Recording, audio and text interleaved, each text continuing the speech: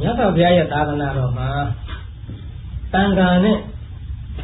တခါပေါ့ဆရာနဲ့တခါအဲ့ဒီဆရာနဲ့တခါကိုမြတ်စွာဘုရားကအချင်းချင်းတူကိုတူအမိပြုနေကြတယ်လို့ဒီလိုဟောတော်မူတယ်ဒီတရားတီထောင်နဲ့လူတွေရဲ့တရားမတီထောင်တဲ့ယဟန်ကြီးရဲ့အဲ့ဒီပုဂ္ဂိုလ်နှစ်ဦးဟာနှစ်စုဟာအချင်းချင်းမီးနေကြတယ်တဲ့တူကိုတူမီးနေကြတယ်တူကိုမီးပြီးတော့သာသနာတော်ကိုကြီးမြောက်ထောက်ပံ့နေကြတယ်ပေါ့အဲ့တော့လူပုဂ္ဂိုလ်တွေကလူသားရတာတွေကမလှူမတန်းမထောက်ပံ့ရင်ဘုန်းကြီးတွေတန်ခါးတွေအနေနဲ့မရက်တည်နိုင်ဘူးအဲ့ဒီလိုထောက်ပံ့တဲ့အနေနဲ့လည်းပဲလူတွေက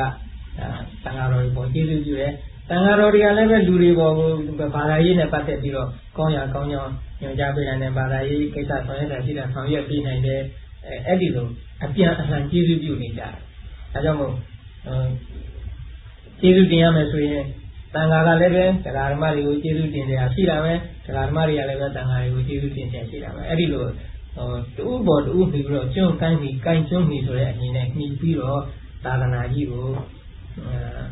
ပြုစုနေကြတယ်သာသနာတော်အရှိပြီးအောင်အားထုတ်ဆောင်ရွက်နေကြတယ်အဲ့လိုသာသနာတော်အရှိပြီးအောင်အားထုတ်ဆောင်ရွက်ရင်မိမိတို့ရဲ့တန်ត្រာအကျိုးကိုလည်းပဲဆောင်ရွက်နေကြတယ်ဒီလိုမှတ်ရမှာပေါ့ဒါတန်ခါတော်အတွက်ဒါလို့ဆိုရင်ပြည့်စုံပြီလို့ထင်တယ်နော်ခုနကဆိုဒီစာအုပ်ထဲကဖတ်တဲ့ဟာလေးတွေကို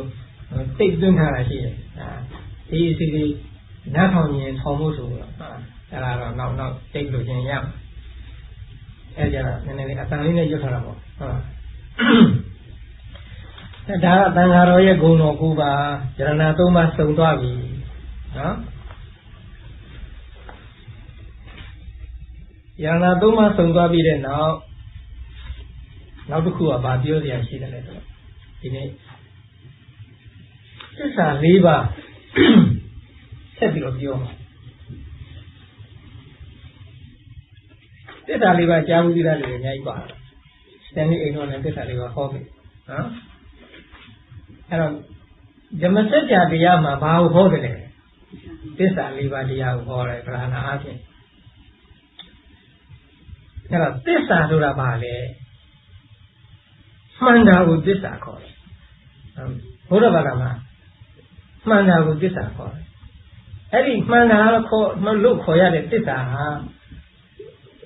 ကောင်းတာလည်းရှိနေမကောင်းတာလည်းရှိနေမကောင်းသည်ဖြစ်စေကောင်းသည်ဖြစ်စေ तू ကအဲ့ဒီမကောင်းတာအတိုင်းမှန်းနေရင်ကောင်းတဲ့အတိုင်းမှန်းနေတော့သစ္စာလို့ခေါ်ရတယ်တချို့ကမြင်တယ်သစ္စာဆိုရင်အကောင်းမှသစ္စာလို့ခေါ်ရတယ်ဒီနေ့ကစာအုပ်တို့ထုံးမှာတွေ့သေးတယ်အင်္ဂလိပ်လိုရေးတဲ့စာအုပ်ပါသမုဒိယသစ္စာကိုပယ်ရမယ်လို့ဆိုရမဟုတ်လားဆိုတော့ तू ကအဲ့ဒါကိုသိတဲ့သစ္စာပယ်ရမယ်ဆိုတော့ तू ကမဟုတ်တယ်လို့ရေးတဲ့ကချင်းတော့တာပေါ့လေအဲ့တော့သစ္စာဆိုတာဘုရားဘာသာမှာမှန်တာကိုသစ္စာမှာမှန်တယ်ဆိုတာ true ပေါ့ဟာဖြစ်တယ်ဒါဒီလိုဖြစ်တတ်တဲ့ဟဲ့လို့ဒီလိုဖြစ်နေအဲ့ဒါသူ့ရဲ့သစ္စာတရားပဲဆိုတော့မီးလောင်တတ်တဲ့ဟဲ့လို့မီးမလောင်လားမင်းသွားဆန့်ကြည့်ပါဟုတ်တယ်တကယ်လောင်တယ်ပူတယ်အေးဒါမီးရဲ့သစ္စာတရားအဲ့ဒီလိုကောင်းတယ်ကြီးစေမကောင်းတယ်ကြီးစေပြောတိုင်းဟုတ်တာပြောတိုင်းမှန်တာဒါဟာသစ္စာအဲ့တော့လူတွေကပြောလို့ရှိတယ်သစ္စာဆိုတာ there is only one truth ဟုတ်လားသစ္စာဆိုတာတစ်ခုတည်းရှိတာပါဘာသာအမျိုးမျိုးကနာမည်အမျိုးမျိုးနဲ့အဓိပ္ပာယ်မျိုးနဲ့ဟောနေတာပါလေအဲ့လိုအလွန်ပြောလို့ရှိတယ်ကိုကတော့အဲ့ဒါသိသဘောမကျဘူးအဲ့ဒါသိလည်းမခံဘူး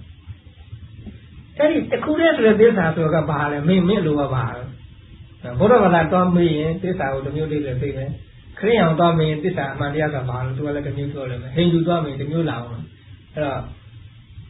တော့တကယ်တော့ဟုတ်မှဟုတ်တယ်ပေါ့လေသစ္စာဆိုတာတော့အမှန်တရားဆိုတာတစ်ခုတည်းပဲရှိတယ်ဆိုတာဟုတ်တယ်မလို့တကယ်လက်တွေ့ကြတော့သစ္စာအမျိုးမျိုးပဲဘာသာကွဲတဲ့လောက်သစ္စာဆိုတာကွဲမှာအယူဆပြောတာပါသစ္စာ conception of truth ပေါ့သစ္စာအခုဘုရားဘာသာမှာတော့သစ္စာ၄ပါးလို့မြတ်စွာဘုရားဟောတယ်သစ္စာတစ်ပါးလည်းမဟုတ်ဘူးတဲ့နော်မှန်ကန်တယ်ဆိုတဲ့တရား အဲ့ဒီသစ္စာ၄ပါးဟာဘာလို့ဒုက္ခသစ္စာသမုဒယသစ္စာនិရောဓသစ္စာမေဃသစ္စာအဲ့ဒီလိုသစ္စာ၄ပါးရှိတယ်တဲ့နော်အဲ့ဒီသစ္စာ၄ပါးကိုမြတ်စွာဘုရားဟာဘယ်အချိန်မှာထိုးထွင်းပြီးတော့သိခဲ့တယ်လေဘုရားဖြစ်တဲ့အချိန်မှာပေါ့နော်အဲ့ဒီသစ္စာ၄ပါးတရားကိုသိဖို့ရမြတ်စွာဘုရားဟာပါရမီတွေဖြည့်ခဲ့တယ်ပါရမီဖြည့်ပြီးတဲ့နောက်သစ္စာ၄ပါးတရားကိုသိပြီးတော့ဘုရားဖြစ်သူရောက်ခဲ့တယ်အဲ့ဒီဘုရားဖြစ်သူရောက်တဲ့သုံးဖို့တနည်းအားဖြင့်မြတ်စွာဘုရားသစ္စာ၄ပါးကိုထိုးထွင်းရင်သိတဲ့အချိန်ဟာဘယ်အချိန်တော့ဆိုရင်ကထုံလပြီနေ့ကထုံလပြီညအဆုံးမှာဘုရားဖြစ်တာနော်တို့ကကထုံလပြီနေ့မှာဘုရားဖြစ်တယ်ဆိုရင်စိတ်ကတကယ်ကထုံလပြီနေ့ဘုရားဖြစ်တယ်ဆိုတာမဟုတ်ကထုံလပြီနေ့ညမှာဘုရားလောင်းဘောဓိမေအောင်သွားထိုင်ပြီးတရားအထုတ်တာနောက်နေ့အာယုတက်ခံနေပြီအာယုတက်ပေါ့အာယုလည်းတက်ဘုရားလည်းဖြစ်လို့ဖြစ်တာအဲ့ဒီလိုဆိုတော့အဲ့ဒီအချိန်မှာမြတ်စွာဘုရားဟာသစ္စာ၄ပါးတရားကိုကိုယ်တော်တိုင်နော်သူမြအကူအညီမပါဘဲနဲ့ထိုးသွင်းရည်သိတော်မူခဲ့တယ်အင်္ဂလိပ်လိုဆို discover ပေါ့အဲ့လိုသိပြီးတဲ့နောက်မြတ်စွာဘုရားဟာဒီသစ္စာ၄ပါးတရားကိုတတ္တဝါတွေသိအောင်လည်းပဲဟောတော်မူခဲ့တယ်ဒီနေ့ကဗုဒ္ဓဆိုတဲ့ပုဂ္ဂိုလ်ရဲ့အဓိပ္ပာယ်ပြောတော့ဘယ်လိုအဓိပ္ပာယ်ပြောခဲ့လဲမှတ်မိကြလားဗုဒ္ဓဆိုတာဘာလဲသစ္စာ၄ပါးကိုကိုယ်တိုင်လည်းသိတတ်တယ်သူများကိုလည်းသိအောင်လုပ်တတ်တယ်သိအောင်ဟောတတ်တယ်ဒီလိုအဓိပ္ပာယ်နှစ်မျိုးရှိတယ်ဒါကြောင့်မို့အခုဒီမှာသစ္စာ၄ပါးကိုမြတ်စွာဘုရားဟာပထမဆုံးသူကိုယ်တိုင်ထိုးထွင်းပြီးသိတော်မူတယ်ရှားဖွေတွေ့ရှိတယ်ပေါ့အဲ့လိုရှားဖွေတွေ့ရှိပြီးတဲ့နောက်တတ္တဝါတွေကိုလည်းပဲတစ်ဆင့်ဟောပြတော်မူတယ်တဲ့အဲ့ဒီသစ္စာ၄ပါးရှိတယ်အဲ့ဒီသစ္စာ၄ပါးဟာရှိသမျှလောကမှာရှိသမျှအားလုံးကိုခြုံပြီးသစ္စာ၄ပါးမှာလွတ်တဲ့ဟာရဲ့လို့လောကမှာမရှိဘူးဘယ်လိုဟာမျိုးပဲကြည့်လိုက်ဒီသစ္စာ၄ပါးရဲ့ဝင်လာကြီးတယ်ဒါကြောင့်မို့သစ္စာ၄ပါးမှာလွဲပြီးတော့သစ္စာ၄ပါးမှာလွတ်ပြီးတော့သိတဲ့တရားရဲ့လို့လောကမှာမရှိဘူးတဲ့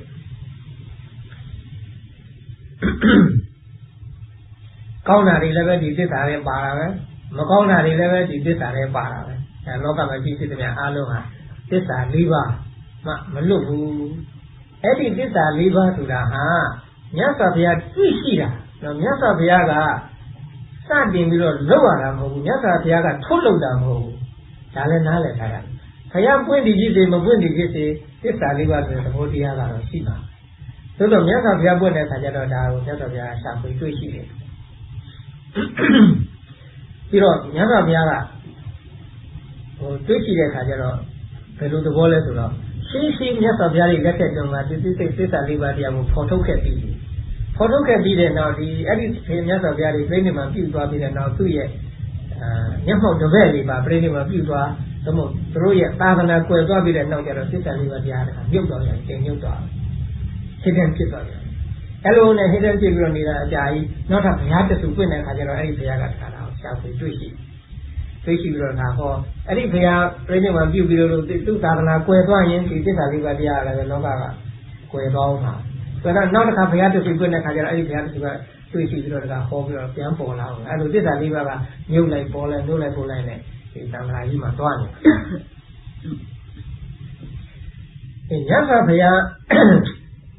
ညစာဘုရားရဲ့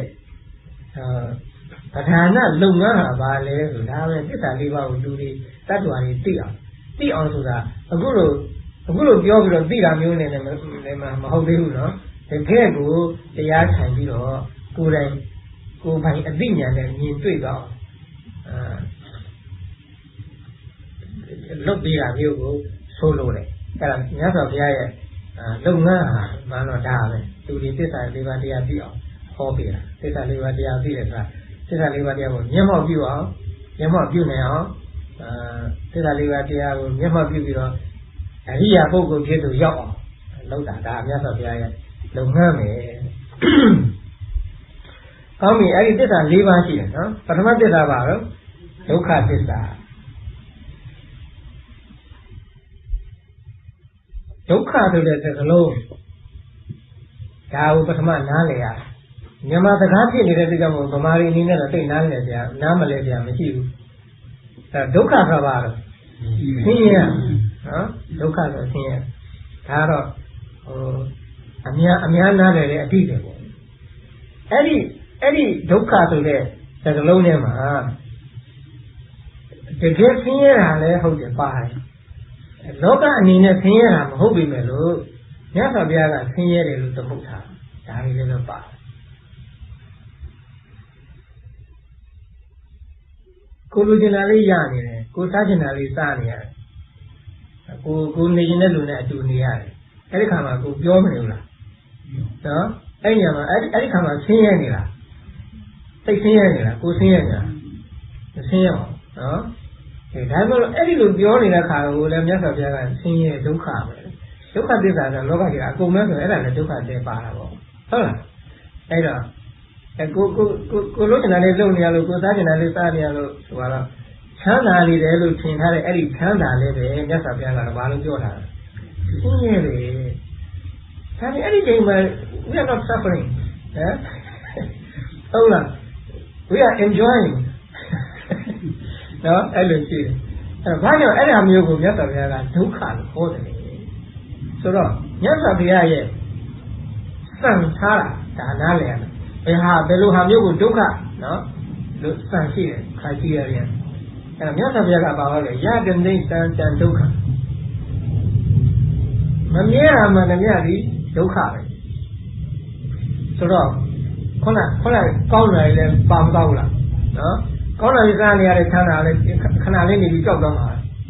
အဲ့လိုမမြဲတာမှန်တယ်မြတ်ဟာဒုက္ခတရားပဲဘာကြောင့်သူတို့ကိုဒုက္ခလို့ခေါ်လဲအဲ့ဒီဖြစ်ချင်းပြချင်းနဲ့နှိမ့်သက်တာကိုခံနေရတဲ့အတွက်ကြောင့်အနှိမ့်သက်ခံနေရတဲ့သဘောတရားကိုဒုက္ခဘာလဲတခုပဲပြီးတော့ဖြစ်လိုက်ဆိုတော့အဲ့ဒီဖြစ်တာပြက်တာကသူ့ကိုနှိမ့်သက်နေတယ်လို့ဖြစ်အများကြီးပြီးနေတော့လားသူချမ်းသာတယ်စိတ်လို့ဆိုရမှာပါအများကြီးပြီးနေသူဖြစ်တာပြက်တာရဲ့အနှိမ့်သက်ကိုမခံရအောင်အခုတော့အဖြစ်ရှိတာနဲ့ဒီပိုင်းနဲ့အပြက်ကလည်းရှိတော့ဖြစ်လိုက်နေတော့ဒီဖြစ်ချင်းပြက်ချင်းချင်းမပြတ်နှိမ့်သက်ခံနေရတယ်ဆိုတဲ့အတိတ်ပဲနဲ့ဒုက္ခကိုမြတ်စွာဘုရားဟောတော့အဲ့ဒီသဘောတရားကြည့်အောင်ဒုက္ခသစ္စာနဲ့ပတ်သက်ရင်နားလည်ရဒါကြောင့်အင်္ဂလိပ်လိုပြန်တဲ့အခါမှာ suffering တစ်ခုတည်းနဲ့မလုံးတော့ဘူး suffering ဆိုရင်ရိုးစိတ်ဆင်းရဲတာကိုယ်ဆင်းရဲတာလောက်ပဲဒါလူတွေအများနားလည်တယ်ဒါကြောင့်မို့အခုခေတ်ကျတော့ထပ်ပြီးတော့ဒါပဲစကလုံးနဲ့ပြန်တော့ unsatisfactory လို့ဒီလိုလည်းပြန်တယ်အဲ့တော့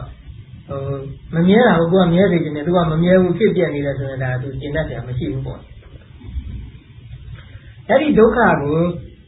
မြတ်စွာဘုရားကဘယ်လိုdefine လုပ်ထားတယ်လဲဘယ်လိုအဓိပ္ပာယ်ဖွင့်ပြထားတယ်လဲဓမ္မစကြာပြေရကြတော့ရတဲ့လူများပါဇာတိပိဒုက္ခ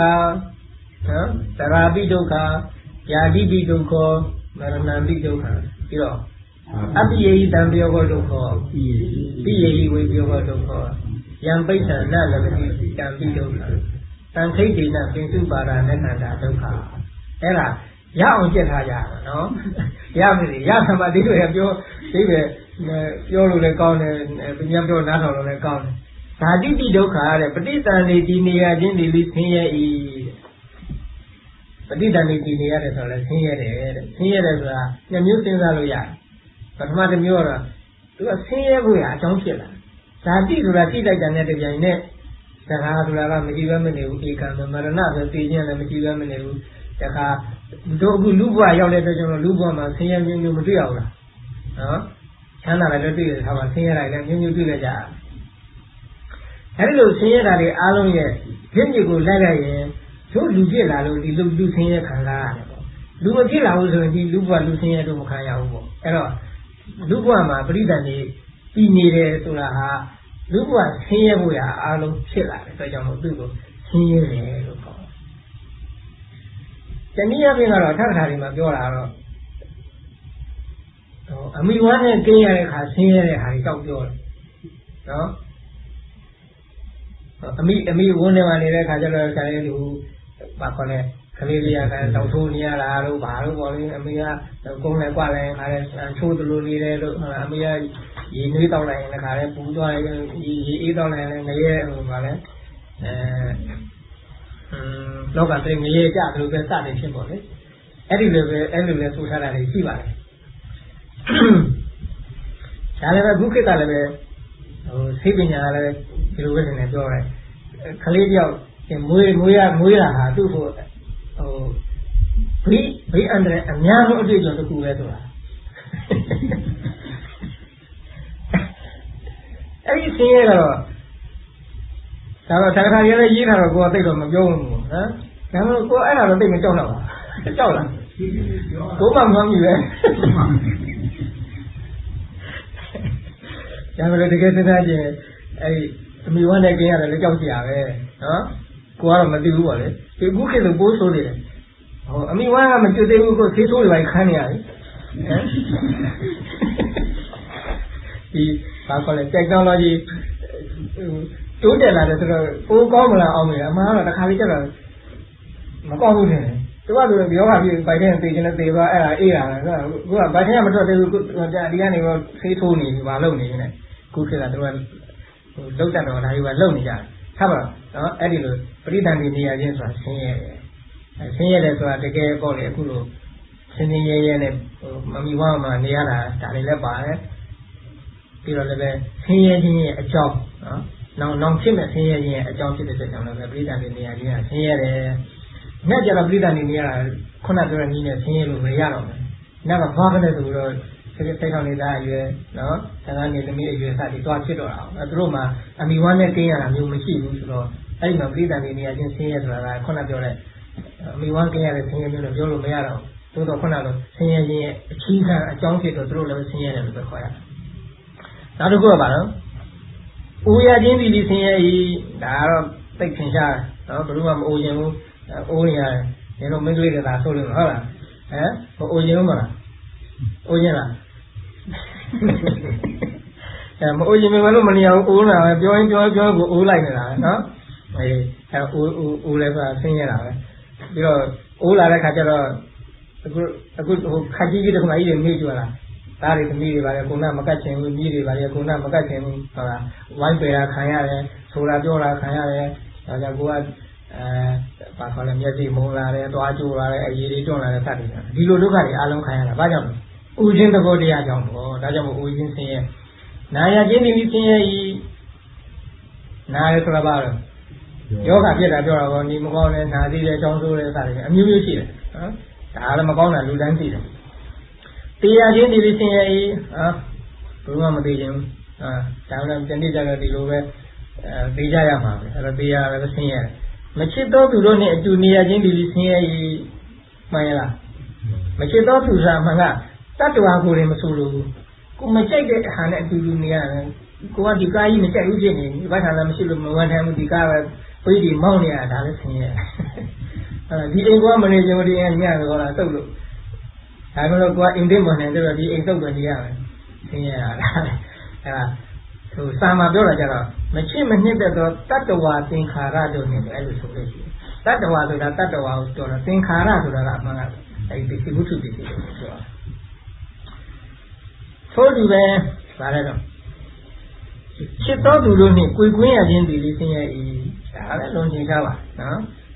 ပြီးတော့ကိုယ်သဘောကျနေတဲ့ပစ္စည်းလေးနဲ့ကိုယ်ကွင်းရတာကိုကားလေးဝယ်ထားလို့အစ်စ်လေးဖြစ်လို့ကိုကနှစ်သက်နေတာဒီကားလေးသူခုံးသွားမယ်ပြက်တက်တိုက်သွားမယ်ပါမယ်ဆိုဆင်းရဲတယ်ဟုတ်လားအဲ့တော့ချစ်တော်ချစ်နှစ်သက်အပ်တဲ့တတ္တဝါသင်္ခါရတို့နဲ့ကိုယ်ကွင်းရတာဟာလည်းပဲဆင်းရဲပဲလိုချင်တာကိုမရခြင်းဒီလေးဆင်းရဲဤမှန်လားဒီမှာအဓိပ္ပာယ်နှမျိုးနားလည်အောင်တာမင်ညကိုလိုချင်တာမရလို့ဆင်းရဲတယ်လည်းမှန်တယ်တော့ကိုအိမ်သေးကောင်းလို့ချင်တယ်ကိုမရဘူးဆင်းရဲတယ်ကားတိလို့ချင်တယ်မရသေးဘူးဒါကိုစိတ်ဆင်းရဲနေတယ်ဒါမှမဟုတ်မြတ်စွာဘုရားကဒီဟာကိုတစ်ဆင့်ဖွင့်ပြီးတော့ဟောတယ်ဟိုမဟာသီရိပဋ္ဌာန်တုတ်ကိုကြတော့ဟို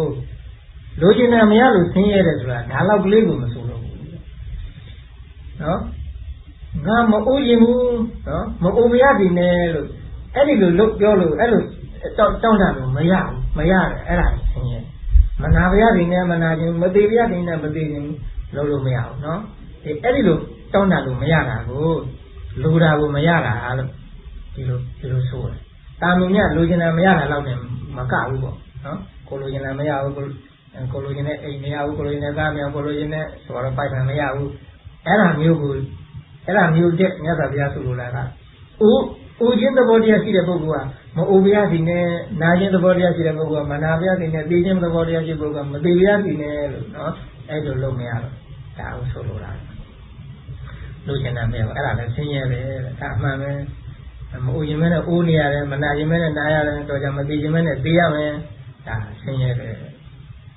အကျဉ်းအပြင်ဆွဲလန်းရာအာယုံဖြစ်သောခန္ဓာ၅ပါးတို့သည်ဆင်းရဲကုန်၏ခုနဟာကြီးအကျေပြောနေတာလေအကျဉ်းအပြင်ပြောလိုက်မယ်ဆိုရင်တော့ကိုတဲ့ခန္ဓာ၅ပါး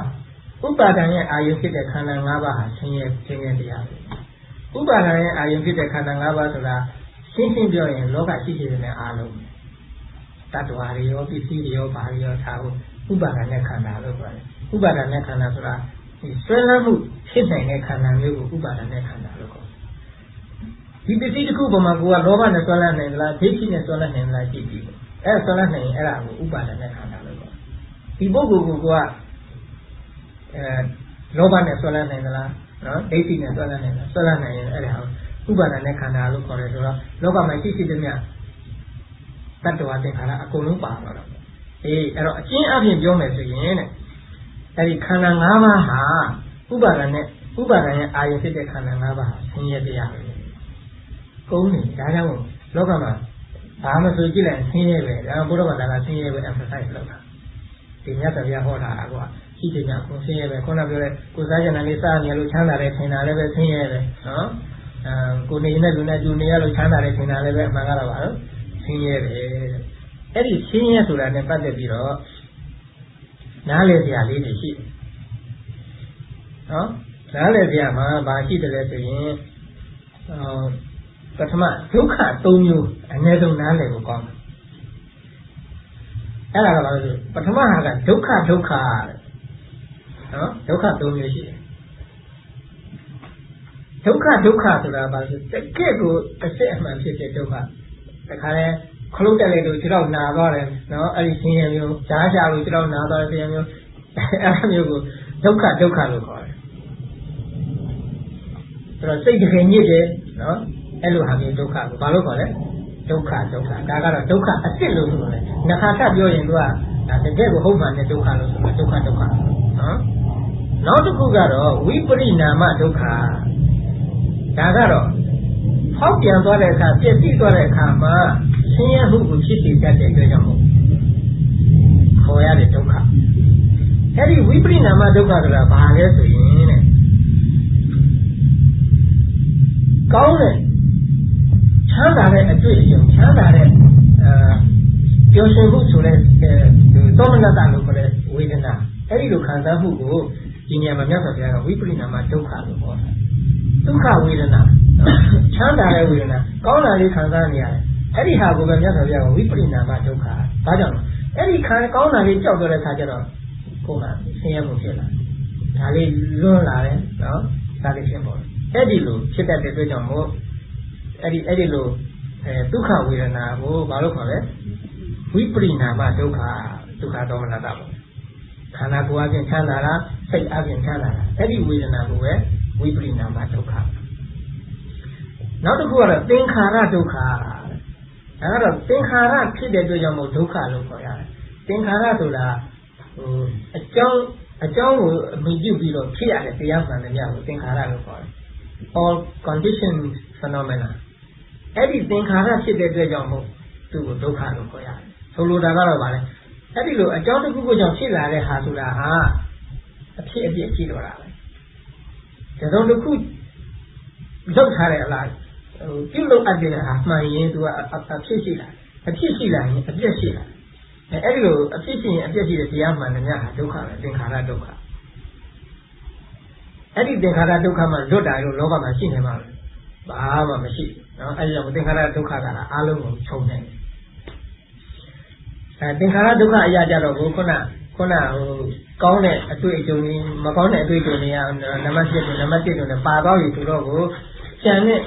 ဥပ္ပခာဝေဒနာတို့ဘာလို့ပေါ့လေအဲ့ဒါအလုံးကိုသင်္ခါရဒုက္ခလို့ခေါ်တယ်တနည်းအားဖြင့်သင်္ခါရဒုက္ခကခုနအလုံးလောကရှိတာအလုံးကိုခြုံနေတယ်အဲ့လိုဒုက္ခ3မျိုးကိုမိမိတို့ကနားလည်ရတယ် ညာတော်ပြင်လူတွေနားလဲတာပထမဒုက္ခပဲနားလဲဆင်းရဲတဲ့ဒုက္ခပဲလို့ပြောလိုက်ပထမဒုက္ခဒါကတော့အထူးစဉ်းစားနေကြမလို့အထူးရှင်းပြနေကြမလို့ဒုတိယဒုက္ခဆိုတာနည်းနည်းလေးစဉ်းစားရတယ်ဝိပရိနာမဒုက္ခဒါကောင်းနေတာကတော့အခုကောင်းနေတာပဲဟုတ်တယ်ဒါမှမဟုတ်ဒါလေးကြောက်တော့တဲ့ခါကျတော့ကိုယ်ကဆင်းရဲမှုဖြစ်တခါလေဆိုတော့မင်းတို့ကောင်းတဲ့ရုပ်ရှင်လေးကြည့်နေရပဲလေကောင်းတဲ့ရုပ်ရှင်တော့ဒီကတခါလူတယောက်ပြောတယ်သူ့လက်ထဲမှာကင်ထားတာဒီလောက်ဆိုလို့ဝိတုစာဦး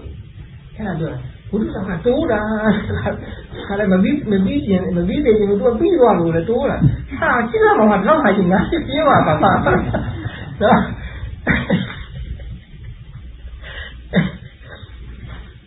အဲ့လိုပဲဒီ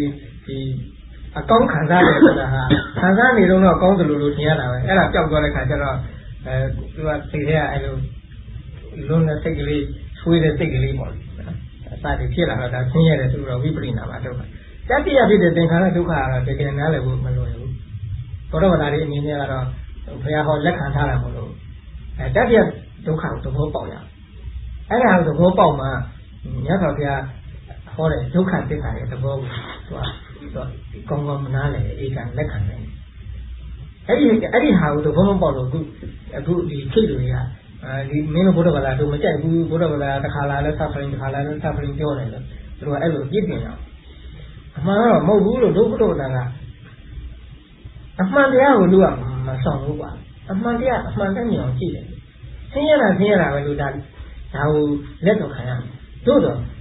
လောကကြီးဆင်းရဲတာပဲဆိုပြီးတော့လက်မှန်ချပြီးတော့ဘာမှမလုပ်ဘဲနဲ့အဆုံးပေးရဒီလိုလည်းမဟုတ်ဘူးလို့မြတ်စွာဘုရားကဒီလောကကြီးဆင်းရဲတာပဲဆိုတော့ပြောပြီးတဲ့နောက်ဒီဆင်းရဲတာရဲ့အကြောင်းလည်းတခါထော်ထုတ်ပြတယ်ဒီဆင်းရဲခြင်းချုပ်ငြိမ်းတယ်ဆိုတော့လည်းရှိတယ်ဆိုတော့လည်းပြတယ်အဲ့ဒီဆင်းရဲခြင်းချုပ်ငြိမ်းတာကိုရောက်ဖို့ရမင်းတို့ဘာလုပ်ရမလဲဆိုတာလည်းပဲမြတ်စွာဘုရားကပြောထားတယ်ဒါကြောင့်မြတ်စွာဘုရားရဲ့ဒုက္ခသစ္စာတရားဟာ pessimism မဟုတ်ဘူးဒါနားလည်ရမယ်အမှန်ကိုအမှန်တည်းမြင်အောင်ကြည့်ပြီးတော့မှအဲ့ဒီအမှန်ကမကောင်းတဲ့အမှန်ကြီးရှိနေတော့အဲ့ဒီမကောင်းတာကနေဘယ်လိုထွက်မလဲဘယ်လိုထွက်အောင်လုပ်မလဲအဲ့ဒီထွက်ဖို့ရလမ်းကြောင်းနီးလမ်းမှာမြတ်စွာဘုရားကပေးတာအဲ့ဒီသင်္ခါရဒုက္ခကိုလားသဘောပေါက်ရတယ်သင်္ခါရဒုက္ခဆိုတာဘာလဲအဖြစ်အပျက်ရှိတဲ့တရားမှန်တဲ့မြတ်ဟာသင်္ခါရဒုက္ခပဲဆိုတော့ကုန်းသွားပြီအားလုံးကောင်းတဲ့ခံစားမှုရောမကောင်းတဲ့ခံစားမှုရောအလက်ခံစားမှုရောပါလို့ရောအကုန်လုံးဟာဒီထဲပါသွားပြီအဲ့ဒါကြောင့်ဒီဒုက္ခသုံးမျိုးကိုနားလည်ဖို့ကောင်းတယ်ဒါတော့အထူးသဖြင့်သင်္ခါရဒုက္ခကိုသဘောပေါက်ဖို့ကောင်းတယ်သင်္ခါရဒုက္ခသဘောပေါက်မှာခုနပြောတဲ့အကျဉ်းအချင်းဥပါဒณะခန္ဓာ၅ပါးဟာဒုက္ခပဲလို့ဟောထားတဲ့မြတ်စွာဘုရားရဲ့စကားကိုဧကနားလည်နိုင်တယ်ဒါကြောင့်မို့ခုနဒီဒုက္ခသစ္စာကိုအခြေပြောပြတဲ့အထက်မှာပရိသတ်နေရခြင်းဒီလေးဆင်းရဲဤအိုရခြင်းဒီလေးဆင်းရဲဤစသည်ဖြင့်ဆိုထားတာတွေကနားလည်ဖို့ရမခဲရင်ဘူးလူရာမရသည့်တိုင်အောင်ဒါနားလည်ဖို့ရမခဲရင်ဘူးနော်ဒါပေမဲ့လို့ဒီအကျဉ်းအချင်းဥပါဒณะခန္ဓာ၅ပါးဒီဆင်းရဲတယ်ဆိုတာကြတော့နားလည်ဖို့လည်းမလွယ်ဘူးလက်ခံခြင်းဖို့လည်းမလွယ်ဘူးဒါအမဲ့တော့ဘုရားသဘောတရားကိုနားလည်မှသာသူ့ကိုလက်ခံတယ်အဲ့ဒီတို့ကတော့ဘယ်လိုသင်လဲဆိုရင်ဒါမြတ်စွာဘုရားကဒုက္ခသစ္စာကို level 2မျိုးနဲ့ဟောတယ်လို့ဆိုပထမဟာက unpopular level ပေါ့ဟုတ်လားဒါလူသိပြီးတော့နားလည်ဖို့မခဲရင်းနဲ့အချက်လက်တွေပြည်သားနေနေချင်းဆင်းရဲတယ်ဝယ်ရင်းဆင်းရဲတယ်ဆိုတာဒါကသိပြီးတော့ရှင်းပြနေကြမလို့လွယ်သိဒါက on a popular level ပေါ့ဟုတ်လားဥပါဒณะခန္ဓာ၅ပါးဟာဒုက္ခပဲလို့ပြောတာကြတော့ on a deeper level on a philosophical level ဒါကြတော့နည်းသွားဒီအဖြစ်ပြကြီးတာမှန်တယ်မြဆင်းရဲဆိုတဲ့စံကိုနားလည်ထားရမယ်ဒါကလောကမှာရှိတဲ့မြသဘောတရားတွေကအဖြစ်ပြရှိတာကြီးပဲဆိုတာလည်းနားလည်ထားရမယ်အဲ့လိုနားလည်ထားမှသာဒီသင်္ခါရဒုက္ခသဘောကိုနားလည်သင်္ခါရဒုက္ခသဘောကိုနားလည်ရင်ခုနဥပါဒณะခန္ဓာ၅ပါးဒုက္ခပဲဆိုတာနားလည်တော့ကဲအဲ့ဒါဒုက္ခသစ္စာသမုဒယသစ္စာတဲ့နော်သမုဒယသစ္စာဆိုတာဘာလဲဒုက္ခသစ္စာရဲ့အကြောင်းအဲ့ဒီဆင်းရဲဆိုတဲ့သဘောတရားကိုဘယ်သူကလှုပ်လိုက်တာတော့အလိုအကြောင်းမရှိဘဲနဲ့ပေါ်လာတာလားသို့မဟုတ်မြမကြီးကဖန်ဆင်းလိုက်တာလားဘုရားသခင်ကဖန်ဆင်းလိုက်တာလားဆိုတဲ့အမေကိုမြတ်စွာဘုရားကမလည်းဖြစ်လည်းမဟုတ်ဘူးနော်ဒုက္ခသစ္စာဒီဆင်းရဲဖြစ်လာရမှာအကြောင်းရှိတယ်ဆင်းရဲခြင်းရဲ့အကြောင်းအဲ့ဒီဆင်းရဲခြင်းရဲ့အကြောင်းဟာဘာလဲသမုဒယသစ္စာ သမုဒိယသစ္စာဆိုတော့ဘာကိုသမုဒိယသစ္စာလို့ခေါ်လဲနားလည်ပြီးသားတော့ဟမ်တဏှာကိုသမုဒိယသစ္စာလို့ခေါ်နော်တဏှာဆိုတဲ့နေရာမှာဒီတို့မြန်မာစကားနဲ့ပါဠိစကားနဲ့ connotation မတူဘူးအဲ့ဒါနည်းနည်းမှတ်လိုက်ဗမာစကားလုံးတဏှာလို့ပြောလိုက်နေတယ်ဒါနည်းနည်းလေးဘာဖမယ်နည်းနည်း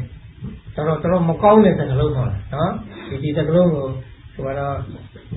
လူကြီးလူကောင်းတွေမှာမသုံးရဘူးဆိုပါတော့ဟုတ်လားဒါပေမဲ့လို့သူတရားနဲ့ပတ်သက်ပြီးတော့ပြောလာတဲ့အခါမှာဒီတဏှာဆိုတာလောဘပဲဘာမှမဆိုဘူး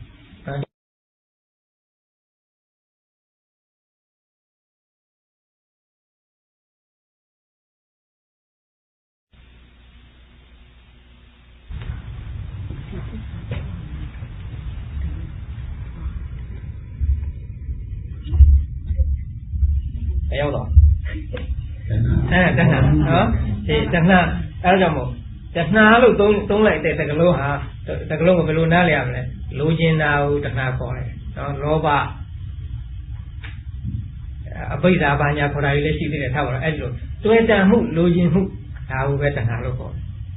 အဲ့ဒီတဏှာကိုဒုက္ခသစ္စာရဲ့အကြောင်းလို့ဒီလိုမြတ်စွာဘုရားကဟောတော်မူနော်ယဟန်တို့ဆင်းရဲခြင်းအကြောင်းဖြစ်သောအရိယာတို့ရဲ့အမှန်တရားကပဲဒီပေါ့လေအကျင့်တဏှာသည်တဲ့ဘဝတည်း၌ဖြစ်စေတတ်၏တဲ့နော်အဲ့ဒီတဏှာကတဲ့ဘဝတည်းကိုဘဝတည်းမှာဖြစ်စေတတ်တယ်တဏှာရှိတော့ဆွဲလန်းမှုတွေ့တာမှုရှိတဲ့အတွက်ကြောင့်မို့တို့ဘဝကိုဆွဲလန်းတွေ့တာမှုဆိုတဲ့တဏှာရှိနေတော့ဒီတဏှာရဲ့သိသောမှုကြောင့်ကောင်းမှုကုသိုလ်တွေကိုပြုတဲ့ခါကျတော့အဲ့ဒီကံကအကျိုးပြီးတော့နောက်ဘဝတွေဖြစ်ဒါကြောင့်မို့တဏှာရှိနေသေးတဲ့မြတ်ကာလပါလို့နောက်ဘဝတွေဖြစ်နေဦးမှာတဏှာကိုပယ်နိုင်တဲ့ဒီနေ့မှာနောက်ဘဝဆိုလည်းမဖြစ်တော့ဘူးယဟန္တာတွေကတဏှာကိုလုံးဝပယ်နိုင်တဲ့အတွက်ကြောင့်မို့ယဟန္တာတွေကိုနောက်ဘဝဆိုမရှိတော့ဘူးယဟန္တာမရှိသေးတဲ့မြတ်တဏှာကိုလုံးဝပယ်နိုင်တယ်လို့မဆိုနိုင်ဘူးအဲ့လိုမဆိုနိုင်တဲ့အတွက်ကြောင့်မို့အရိယာဖြစ်ပြီးပြီမယ်လို့9ဘဝရှိမယ်10ဘဝရှိမယ်စသည်ဖြင့်တို့ရှိသေးတယ်နော်အဲ့လိုဘဝအတိအနဲ့ဖြစ်စေတတ်တဲ့သဘောတရားရှိတယ်တဲ့ဒီတဏှာဆိုတာဘဝဖြစ်တဲ့သူတွေကဘဝဆိုပါလေဒုက္ခပဲမဟုတ်လားနော်အဲ့တော့သူကဒုက္ခကိုဖြစ်စေတတ်တဲ့တူတူပေါ့နှစ်သက်ခြင်းတတ်မဲ့ခြင်းနဲ့တကွဖြစ်၏သို့မဟုတ်နှစ်သက်ခြင်းတတ်မဲ့ခြင်းပင်ဖြစ်၏ဟုတ်တာပေါ့ဒီတဏှာဆိုတာနှစ်သက်ခြင်းတတ်မဲ့ခြင်းကိုခေါ်တယ်ထိုအာယုံနဲ့လွန်စွာနှစ်သက်တတ်၏မှန်လိုက်လေဟမ်တဏှာဆိုလောဘရှိနေဟိုကလေးလည်းသဘောကျနေဒီကလေးလည်းသဘောကျနေတာဆွဲလန်းနေကတ်နေတယ်ညှိကတ်နေတယ်ဆွဲလန်းနေတာကိုယ်ဒီပစ္စည်းလေးကြိုက်တယ်ဆိုကိုယ်စိတ်ကဒီပစ္စည်းလေးဆိုကတ်နေလို့မနေလားနော်ဒါကြောင့်မို့ထိုအာယုံနဲ့လွန်စွာနှစ်သက်တတ်၏ဟိုကလေးလည်းသဘောကျတယ်ဒီကလေးလည်းသဘောကျတယ်ကိုယ်လည်းပစ္စည်းလေးတွေဟိုကလေးဒီကလေးသဘောကျလှမ်းလာဝယ်ဒါမှမဟုတ်ကိုယ်အများနဲ့အဲ့ဒါစဉ်းစားနော်ဘုန်းကြီးနဲ့တဏှာမပယ်နိုင်တော့ကက်တော့ကြည့်ပြီးတော့ဟိုပစ္စည်းလေးလိုချင်တယ်သူတို့အာယုံနဲ့လွန်စွာနှစ်သက်တတ်၏တခါလေကိုယ့်ကိုယ်ပဲလာပြီးပစ္စည်းသဘောကျနေရှိသေးတယ်ဟုတ်လားထိုတတ်မှုတဏှာဟူသည်အဘယ်နည်းတဲ့အဲ့ဒီမှာတဏှာ၃မျိုးဟောတယ်အဲ့ဒါမှတ်တာကာမတဏှာရဲ့ဘဝတဏှာရဲ့ဝိဘဝတဏှာရဲ့နော်ကာမတဏှာဆိုတာအမှန်ကတော့ဒီလောဘပဲနော်တွေ့တာမှုလောဘပဲဘယ်လိုပစ္စည်းကိုတွေ့တာမှုပဲဖြစ်ပြီးအဲ့ဒါကိုကာမတဏှာလို့ပဲခေါ်ရတယ်ဗမာစကားကြမ်းတမ်းတယ်ဒီစကားဟာဒါပေမဲ့ပါဠိစကားမကြမ်းတမ်းဘူးနော်ဘာလေးမှာတွေ့တာဆွဲလန်းတယ်ဆိုတာကာမတဏှာဟိုပစ္စည်းလေးလိုချင်တယ်ဒီပစ္စည်းလေးလိုချင်တယ်ကာမတဏှာပဲအိမ်ဆွဲလန်းတယ်ကြောင်းဆွဲလန်းတယ်ပုဂ္ဂိုလ်သားသမီးဆွဲလန်းတယ်လင်းဆွဲလန်းတယ်မယားဆွဲလန်းတယ်ဒါကာမတဏှာပဲအဲ့တော့ဆွဲလန်းတာမှန်တယ်မြဟာပါလေကာမတဏှာဟိုကာမဆိုတာဒီနေရာမှာဒီအာယုံ၅ပါးဆိုတာရှိတယ်မဟုတ်ရူပယုံတတ္တယံကဏ္ဍရတံဘုရဘာယံဒါကိုကာမဂုဏ်၅ပါးလို့ခေါ်တယ်ဆိုလိုတာကတော့နှစ်သက်စရာဖြစ်တဲ့အာယုံနော်နှစ်သက်စရာအစဉ်နှစ်သက်စရာအတန်နှစ်သက်စရာအနတ်နှစ်သက်စရာအရသာနှစ်သက်စရာအတွေ့အထိဒီဟာမျိုးကိုဒီ၅မျိုးကိုဘာလို့ခေါ်လဲကာမဂုဏ်၅ပါးလို့ခေါ်အဲ့ဒီ၅မျိုးမှာကိုကသွားပြီးတော့တွေ့တာမှုဖြစ်နေရင်ဒါကိုယ်ကာမတဏှာဖြစ်နေတယ်လို့ဆိုရတာပစ္စည်းလေးတစ်ခုလှတာလေးကိုယ်သဘောကျနေတယ်ဒါကာမတဏှာဖြစ်နေတာ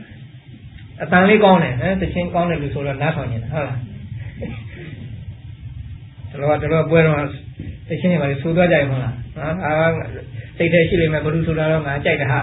ဘလူဆိုတာတော့စိတ်မကောင်းချတယ်ရှိနေအဲ့လိုဟာကြီးကြိုက်နေတယ်သဘောကျတယ်ဆိုရင်အဲ့ဒါပါလေ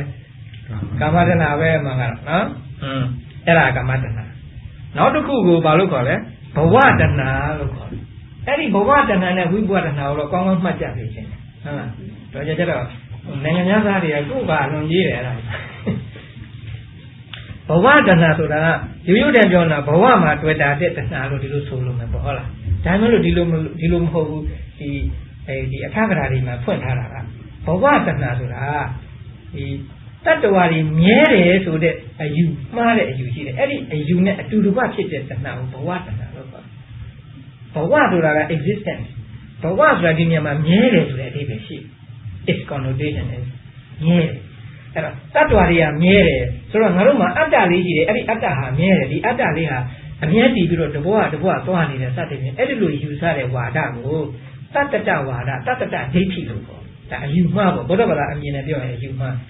အဲ့ဒီလိုတတ္တဝါတွေရောလောကကြီးဟာမြဲတယ်လို့ယူဆတဲ့အယူအဆနဲ့အတူဖြစ်တဲ့လောကမျိုးကိုဘဝတဏှာလို့ရိုးရိုးဘဝတဏှာနဲ့တဏှာကာမတဏှာနဲ့ပါတယ်မှာသူလည်းကာမဂုဏ်ပစ္စည်းပဲဟုတ်တယ်မလားနောက်ဘဝဆိုတာလည်းပဲအာယုံ၅ပါးပဲဆိုတော့ဘုရားဒီလောဘရဲ့တွေ့တာညာဖြစ်တဲ့ကြောင့်ဘုရားကာမဂုဏ်လို့ခေါ်ရတယ်အခုဘဝတဏှာဆိုတာဟာတတ္တဒိဋ္ဌိနဲ့အတူတူကဖြစ်တဲ့တဏှာလောဘဆိုတာအဲ့ဒီအယူဆမရှိဘဲလည်းလောဘဖြစ်နိုင်တယ်အဲ့ဒီအယူဆရှိပြီးတော့လည်းလောဘဖြစ်နိုင်တယ်အဲ့ဒီအယူဆရှိပြီးတော့ဖြစ်တဲ့လောဘမျိုးကိုဘဝတဏှာလို့ခေါ်တယ်တတ္တဝါတွေကမြဲတယ်နော်လောကကြီးကမြဲတယ်လို့ယူဆပြီးတော့မှအဲ့ဒီအရာတွေနဲ့ပတ်သက်ပြီးတော့ဖြစ်တဲ့လောဘမျိုးကြတော့ဘဝတဏှာနောက်တစ်ခုကပါတော့ဝိဘဝတဏှာဆိုတာကြတော့တတ္တဝါတွေကဒီတဘဝပဲဒီတဘဝပြီးရင်တက်သွားတာပဲမရှိတော့ဘူးနော်အဲ့ဒီလိုယူဆတဲ့ဥစ္စေတဒိဋ္ဌိလို့ခေါ်အဲ့ဒီဥစ္စေတဒိဋ္ဌိနဲ့အတူတူကဖြစ်တဲ့လောဘမျိုးကိုဝိဘဝတဏှာလို့ခေါ်ဒါနားလည်းဘယ်နဲ့ခက်တော့နော်တချို့တွေကထင်တယ်မဟုတ်လားမင်းတို့မှဒီတဘဝပဲရှိတယ်နောက်ဘဝကမရှိဘူး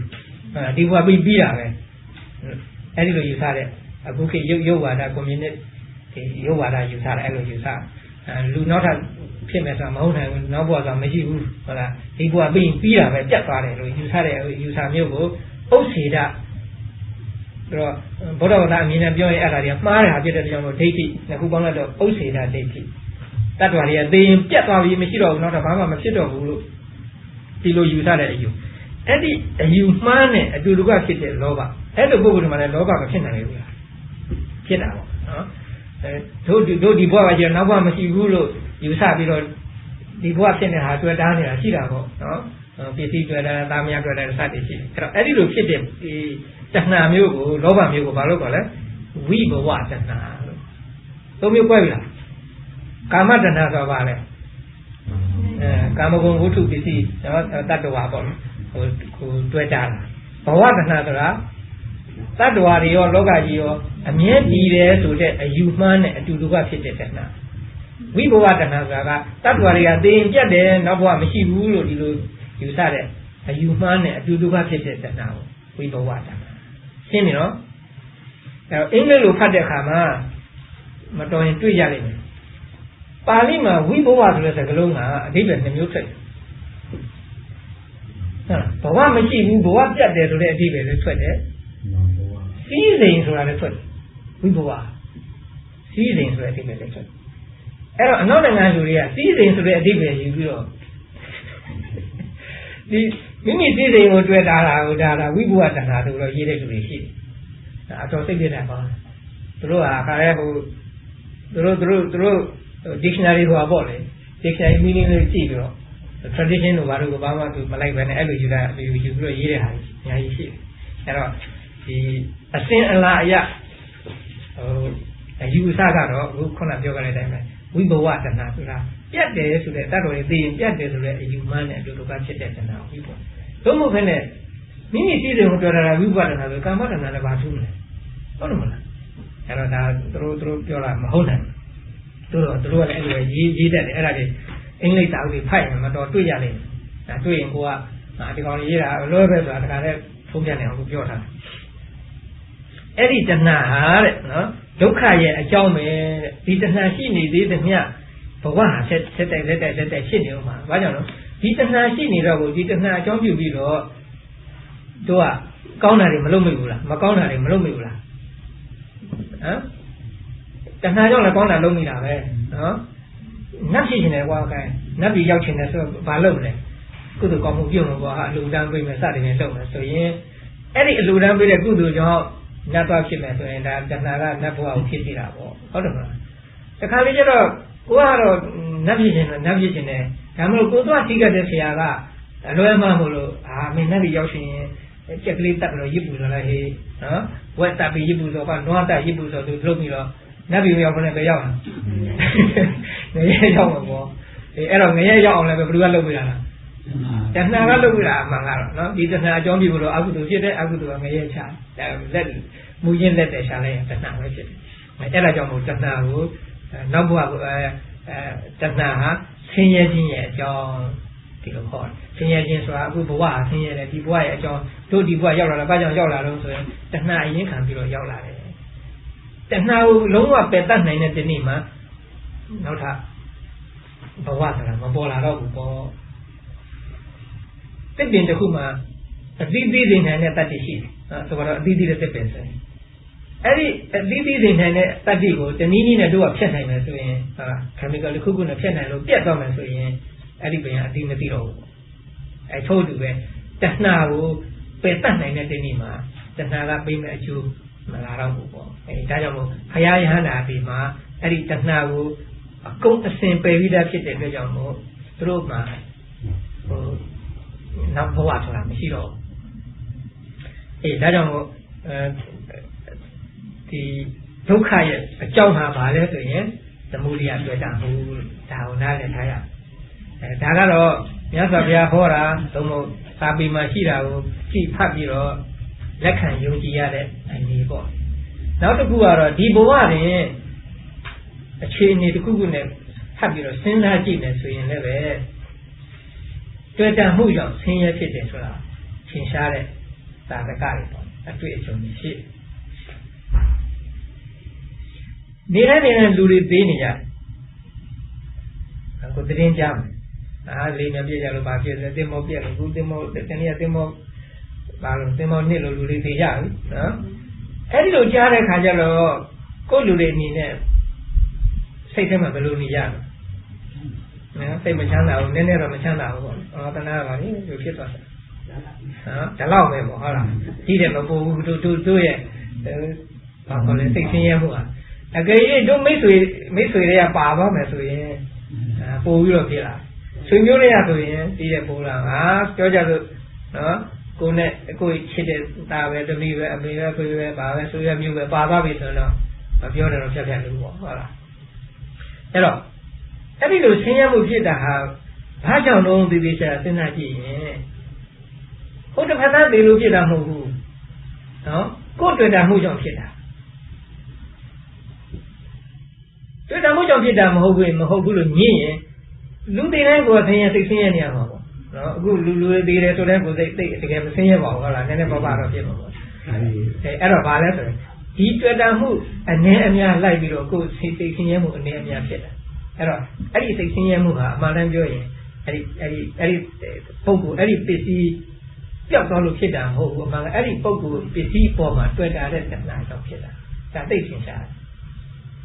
ဒါခါလေးဆိုတော့လူငယ်လေးအနေနဲ့ဆိုရင်ကိုကြီးသားပေးထားတဲ့လက်ဆောင်တွေပါလိမ့်ရှိတယ်နင်တို့တော့လူရိုးပြိုဘွားကပေးထားတဲ့လက်ဆောင်တွေပါလိမ့်မရှိဘူးလားအဲ့လိုဆိုတော့ကိုကြီးသားပေးထားတဲ့ပစ္စည်းလေးဆိုရင်ကိုတန်မိုးမထားဘူးလားနော်ပစ္စည်းချင်းတူးနေပြီးထားတော့မိဘကလည်းဒီဟာမျိုးတစ်ခုပေးထားတယ်ကိုကြီးသားပဲပေးထားတယ်ကြီးသားပေးတာပို့တော့ကိုပြန်တော့အကယ်၍အဲ့ဒီပစ္စည်းကြောက်သွားတယ်အကြည့်တယ်ဒုက္ခရောက်နော်ပစ္စည်းချင်းတူပဲဒါမှမဟုတ်ကိုကဆွဲလန်းမှုကတမျိုးစီဖြစ်နေတယ်အဲ့ဒါကြောင့်ဆွဲလန်းမှုများလေလေဆင်းရဲမှုများလေလေပေါ့ဆွဲလန်းမှုဒါကြောင့်မို့ဆင်းရဲနည်းခြင်းရင်ဆွဲလန်းမှုနည်းအောင်ဒါလို့ဆင်းရဲလုံးဝမလို့ခြင်းဘူးဆွဲလန်းမှုလုံးဝမရှိအောင်ဒါလုပ်ရမှာပေါ့အဲ့ဒီလိုစဉ်းစားကြည့်ရင်လည်းပဲဆွဲလန်းမှုကြောင့်တဏှာကြောင့်ဆ င်းရဲဖြစ်တယ်ဒုက္ခဖြစ်တယ်ဆိုတာဒါသင်ရှားကောင်းပြီဒါကသမုဒိယသစ္စာအဲ့တော့ဒီသမုဒိယသစ္စာကိုပေါ်ထုတ်နေတာဟာဗုဒ္ဓဘာသာကိုတခြားဘာသာတွေနဲ့မတူအောင်လုပ်ပေးလိုက်တာတခြားဘာသာတွေမှာဆိုရင်တက်တော်တွေဘာကြောင့်ဖြစ်လာလို့ဆိုဘယ်နဲ့ပြောမလဲ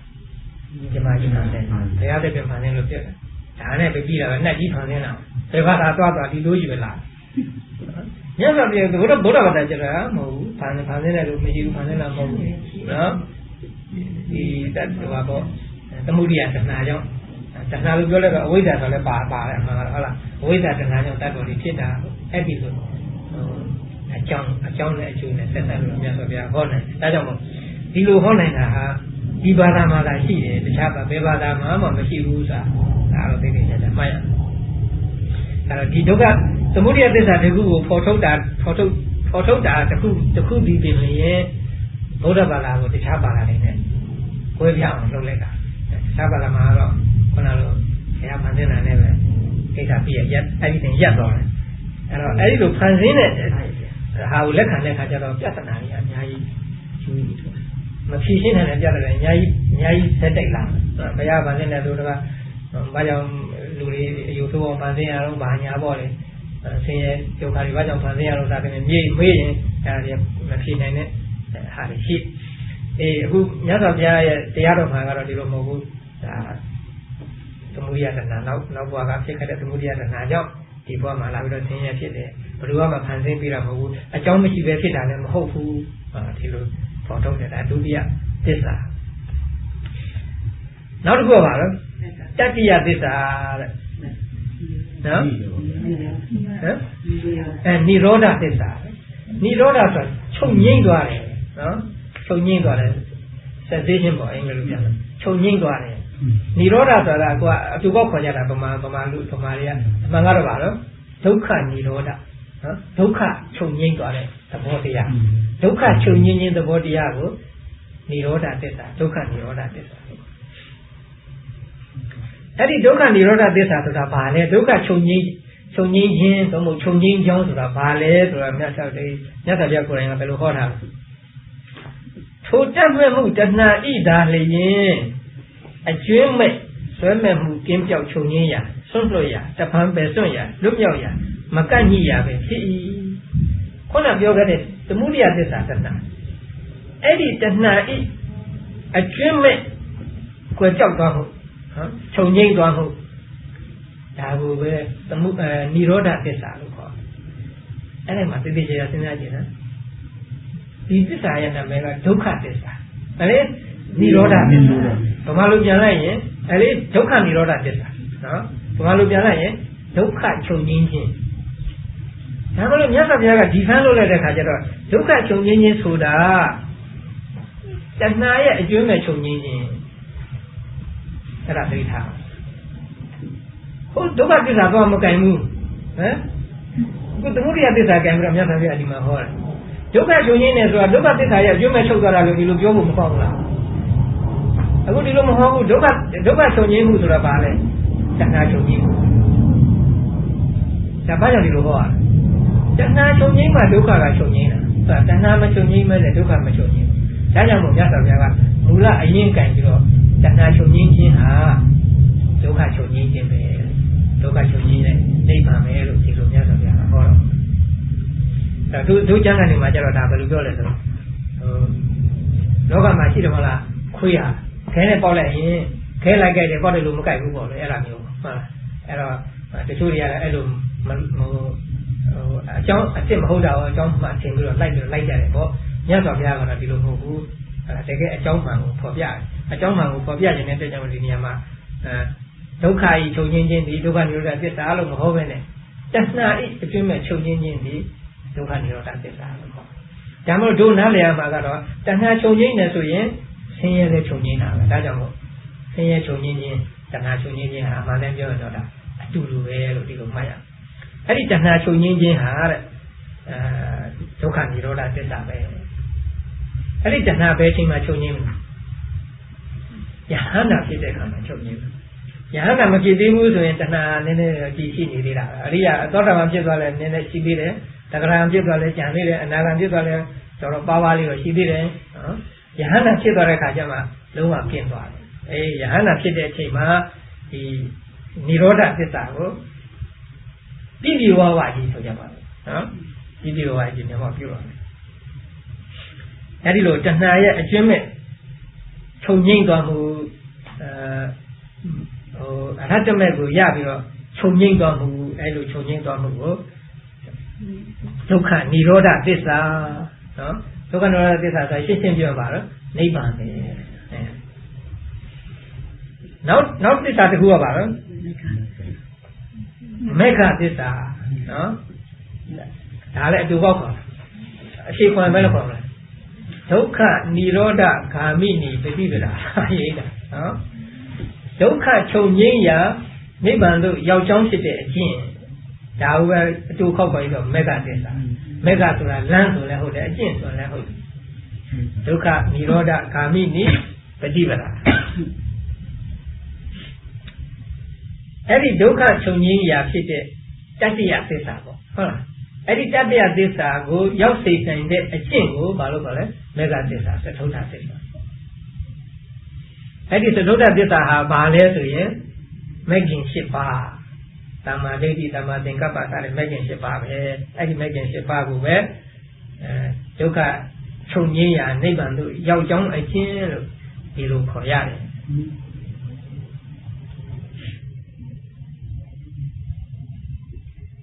အဲ့ဒီချုပ်ငြိမ်းရတဲ့သူရောက်ကြောင်းဖြစ်တဲ့အကျင့်မဂ်ခင်၈ပါးသည်သတုဋ္ဌသစ္စာသို့မဟုတ်မေဃသစ္စာအဲ့ဒီလိုသစ္စာ၄ပါးရှိတယ်အဲ့ဒီမဂ်ခင်၈ပါးအကျေပြောရင်တရက်သွားလိုက်ပါနော်ထားတာအဲ့တော့သစ္စာတစ်ခုသစ္စာ၄ပါးကိုသိနော်